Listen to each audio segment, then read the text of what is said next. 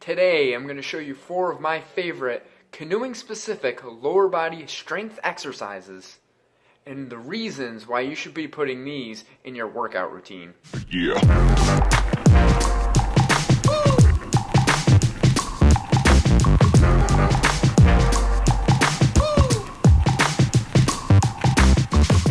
Canoeing tends to be more upper body dominant, and that's the reason why a lot of canoe racers tend to neglect their lower body strength program. Neglecting lower body strength can be a vital disaster. The reason for this is we need to develop a powerful kinetic chain that's connected from the boat all the way to the paddle that's in the water. During the canoeing stroke, we're going to be loading primarily the posterior chain of the body. That means it's going to be hamstrings, lower back, and lats. The reason I chose these exercises is because they'll help build strength in the posterior chain, that will help you with your balance, and they will also help improve your leg power.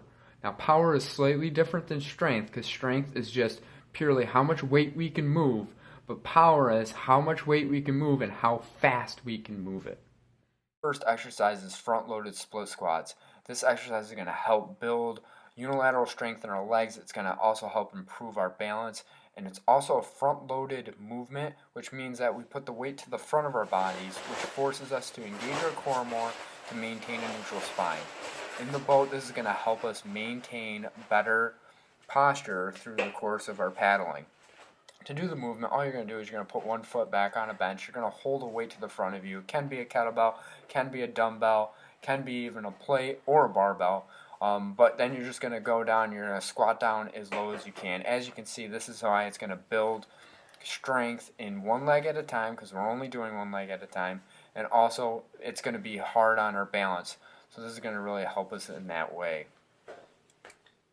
The next exercise I chose is the stiff leg deadlift. The reason for this is it's going to help us build strength in our posterior chain and our hamstrings and our lower back, and it's also going to help improve the active range of motion in our hamstring group.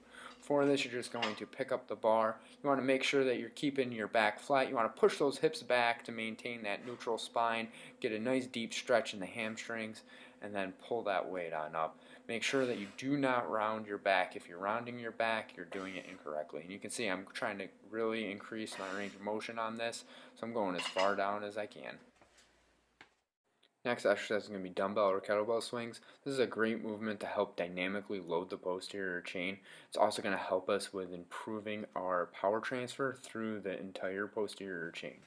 To do this movement, you're going to stand nice and upright, then you're going to drop your hips, and you're going to be pushing your hips forward. You're not going to be using your arms on this movement. All you're going to be doing is swinging the weight back and forth with your hips. So as you can see, once we slow it down here, once that weight comes down, we're going to be pushing our hips back, catch it, and push it forward with our hips. Arms don't do anything on here. You want to make sure you're maintaining a neutral spine the best you can, because that's going to be the worst thing that you do on this is if you let your back round. The last exercise is the jumping lunge.